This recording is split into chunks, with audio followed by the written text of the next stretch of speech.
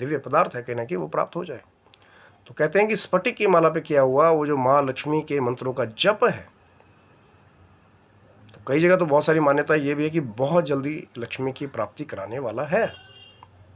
लेकिन सबसे पहली बात है कि एक तो शुद्ध होना चाहिए, शुद्ध स्फटिक। ये नहीं कि अब दूसरा कांच मार्केट से लेकर के आप आगे और सोचेंगे कि आपको वो चमत्कारिक वो जो चीज़ है वो कहीं ना कहीं मिलेगी। भैया असली शहद नकली शहद में फ़र्क जो है कहीं ना कहीं रिजल्ट में भी फ़र्क दे देता है। फिर दूसरी चीज़ है कि नियम।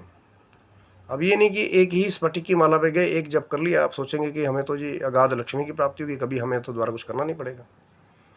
तब तक करिए, तब तक करिए। सवा लाख क्यों बताया ऋषि मुनियों ने सिद्धि को कि तब तक करिए जब तक जो मंत्र के अंदर की शक्ति है छिपी हुई वो जागृत होकर के बाहर, वो जो एक बीज रूप आपको दिया गया था वो एक दिव्य पेड़ के रूप में कहीं ना कहीं आपको आगे चल के हमेशा के लिए फल देने का काम करे।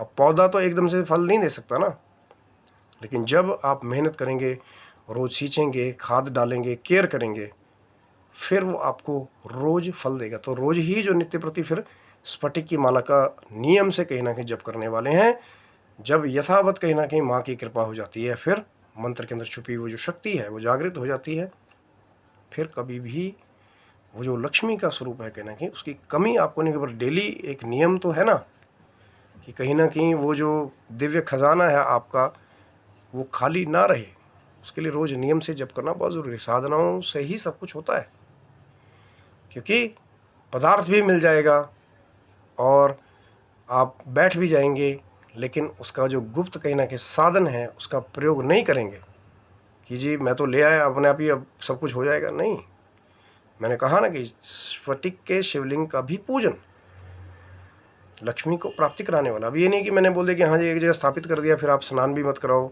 आप अर्चन बंदन ना करो, आप जो है कहीं ना कहीं मोल या कहीं ना कहीं सत्कार ना करें, ऐसा मैं बिल्कुल भी नहीं कर रहा हूँ। उसको पूजन में प्रयोग में लाइए कि जो स्फटिक की माला है कहीं ना कहीं जब उसके द्वारा हम लोग माँ लक्ष्मी के मंत्रों का जप करते हैं तो ये मान्यता है कि बहुत जल्दी वो जो माँ लक्ष्मी की अपार कृपा है धन की, जिसके द्वारा आप अपना सामाजिक, आर्थिक और पारिवारिक मनोरथ भी जो है वो सिद्ध कर सकते हैं, या किसी असहाय की मदद भी कर सकते हैं।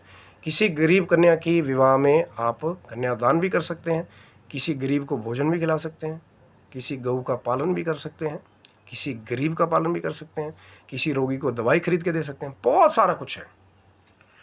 जो लोग ये कहते हैं कि भैया हम हमारा पैसा तो बस बैंक में ही पड़ा रहे, तो इसीलिए तो मैं कह रहा हूँ कि नित्य प्रति सेवा, नित्य प्रति साधना, और ये